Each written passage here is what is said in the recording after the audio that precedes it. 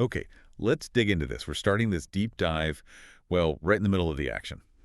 It's intense. Absolutely. A really violent theft, a dark hotel room in Aberdeen, Scotland. And then, almost immediately, the murder of this young guy, Mike Fitzgerald. Just brutal. Yeah, and it's clear right away this isn't just some random crime. It feels like an opening move. Exactly. It's the start of something much bigger, isn't it? Something that connects this modern violence to, well, something ancient. A 2,000-year-old obsession. That's our mission here, really, to trace that line. How does this violence today, the kidnapping attempts, the murder, even high-level spying, how does it all connect back to Cira? Cira, the actress from Herculaneum. Mm-hmm. The one caught in the Vesuvius eruption back in AD 79. Right, and it all seems to swirl around Jane MacGuire. Yeah. We need to figure out who these players are, these really dangerous people. And how they're using this ancient treasure, this myth, for something terrifyingly modern. It centers on Jane because she looks exactly like Cira. I mean, the spitting image, they say. We've seen this before, haven't we? That resemblance made her a target 4 years ago.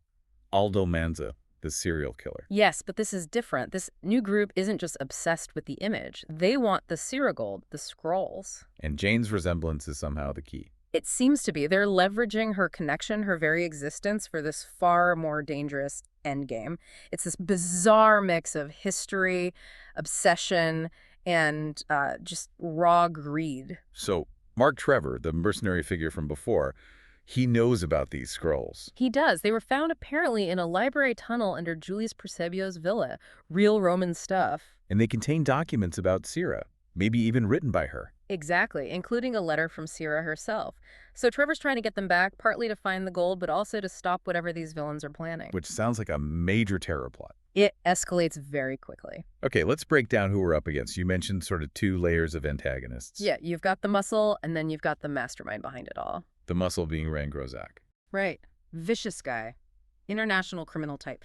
The sources paint a really grim picture. History of hate crimes, killing a cop when he was just 14, torture. So, completely ruthless, operates outside any rules. Totally. He just wants the Cira gold.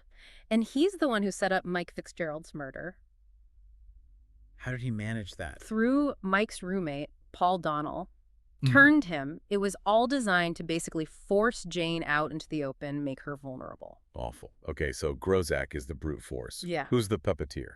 That would be Thomas Reilly. He's the high-level player, an aristocrat, apparently. And his methods are different. Very different. Not direct violence. His specialty is psychological manipulation. He apparently creates and controls assassins, like trains them, conditions them. Okay, that's chilling. And that's where the modern terror thread comes in. Precisely. Reilly is making a deal with Grozak. He's offering these trained suicide bomber. In exchange for the Cira gold. Ancient treasure for modern terror. That's the deal. And we find out later the targets are major U.S. cities. Los Angeles, Chicago, Washington, D.C. It's terrifying. Okay, so against these two, who do we have?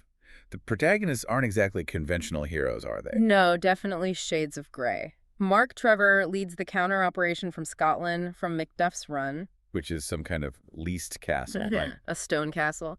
And Trevor himself, well, he's described as a selfish bastard. But he did save Jane's life before. So he's capable, maybe not entirely altruistic, and he has his own team. He does. People like Bartlett, this former accountant who seems quite friendly, actually. An accountant in a castle full of mercenaries. Seems so.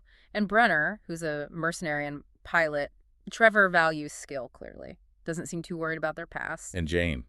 She's just pulled into this because of Mike's murder. Tragically, yes. But she's not passive. Remember her artistic skills. Right, the forensic reconstruction stuff. Well, here, she uses it differently. There's a witness to Grozak's hitman, this guy Albert Dengler. Jane takes his description and creates a composite sketch of the hitman, Ralph Wickman. So she's actively helping the investigation right away, using her skills. Immediately. She's smart, adaptable, becomes a key asset, not just the target. Okay, so they're holed up in Macduff's Run, trying to figure things out. But then things get complicated inside the castle, too. Very complicated. Trevor hires a translator for the Cira scrolls, Mario Donato, a student from Naples. Makes sense. You need someone who can read ancient documents. But Grozak doesn't wait. He strikes at Mario psychologically. It's brutal. Ow. He sends Mario a video package. It shows the beheading of Mario's father, Eduardo, back in Lucerne. Oh my God. Just cold-blooded. It's pure psychological warfare. Grozak wants Mario to break down, to stop translating, and maybe even blame Trevor for bringing this danger onto his family. And does it work? Does Mario stop? He collapses, naturally. I mean, who wouldn't? But Jane steps in. What does she do? Comfort him. Not exactly. It's a really intense moment. She doesn't offer pity. She challenges him, basically tells him he knew the risks, that he needs to take responsibility for the danger he courted and channel that grief into finishing the job. Get revenge. Wow. That's harsh, but maybe necessary in their world. It seems to be a turning point for Mario. He actually listens. It changes him, pushes him from just being a scholar into someone, well, operating more on Trevor's level. But Mario isn't the only internal problem, is he? There's someone else at the castle. Jock. Yes, the Jock problem.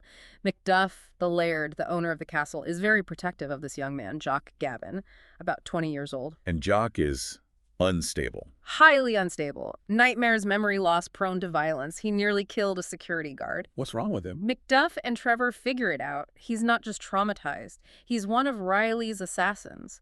Highly trained, but psychologically fractured by Reilly's methods. And Jane's presence affects him.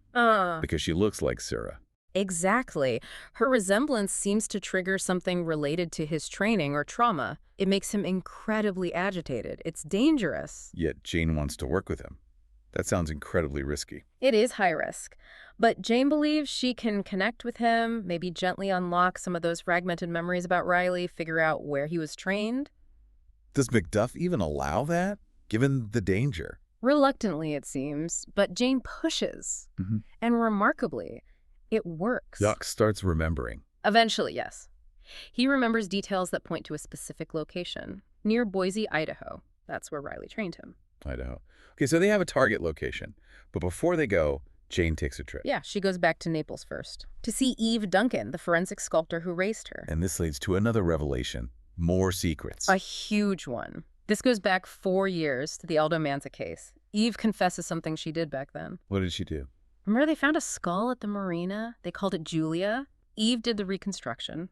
Well, Eve admits she faked it. She deliberately made the reconstruction so it would not look like Cira. Why would she do that? That goes against everything she stands for professionally. For Jane, Eve was desperate to break Jane's obsession with Cira, with that ancient history. She thought if this skull didn't match, maybe Jane could finally let go, have a normal life, be safe. So she buried the truth, a potentially crucial piece of evidence, to protect Jane emotionally. Incredible, isn't it? The lengths people go to shield Jane from this legacy she carries, it's a massive weight of deception. Wow. Okay. Yeah. But they don't have time to dwell on that, I guess. The action shifts to Idaho. Immediately. Jane and Jock leave Scotland, quite abruptly actually, and head for that area near Boise Jock remembered. They find the compound, or this shack nearby. Jock leads them to a remote shack, yes, near Reilly's main compound. But someone gets there first. Ooh, not Grozak. Mario Donato, the translator. The one Jane pushed to be ruthless. What's he doing there? Turns out he fully embraced that ruthlessness. He reveals he's been playing both sides, negotiating with Grozak and Reilly, selling the translated information to the highest bidder, purely for money. So that whole transformation Yeah. was just into greed. It seems so. And just as he's revealing this, Grozak arrives. So a confrontation. Instant resolution. Mario shoots Grozak, point blank, between the eyes, just like that. It just kills him. Kills him, eliminates the competition. Now only Reilly is left as his potential buyer. It's cold, calculated, shows how far Mario has come, or maybe fallen. And Jane is caught in the middle of this. Right there. Then Trevor and Macduff arrive, tracking Jane. They find the shack, then head towards Reilly's compound. And things go badly there. Chaos erupts, Trevor gets shot, and Jane. She does something incredibly brave, or maybe reckless. Right. She essentially sacrifices herself, runs toward Reilly's house, hands up. She knows Reilly wants her alive because of the Cira connection. She's creating a diversion to save Trevor. Exactly. Buying him time to get away, regroup. It shows incredible loyalty and, frankly, lethal thinking on her part. And inside Reilly's compound, what do they find? Is he the mastermind everyone thought? Well, yes and no. It is a sophisticated training ground for these assassins. But Reilly himself, he's not quite the one in full control. How so? His assistant, a woman named Kim Chan, she's actually manipulating him, using sex and pain, apparently. It's another layer of control and manipulation.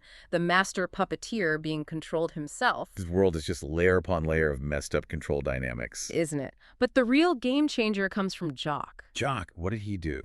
While all this was going down, Jock had already made a move independently, using his training against his creator. What kind of move? He called the police, reported the illegal training compound. He knew Reilly's escape plan would be immediate, probably a helicopter. Smart. Force Reilly's hand. And deadly. As Reilly runs for the helicopter on the landing pad, boom! An explosion. Jock trapped it. Yes, a wire trap. Exactly the kind Reilly trained him to use. Placed perfectly on the landing pad, it kills Reilly instantly. And Kim Chan. Her too, caught in the blast. Jock takes out the entire core threat with one dark, perfectly executed move based on his own twisted training. So the immediate threat is neutralized. What about the larger plot?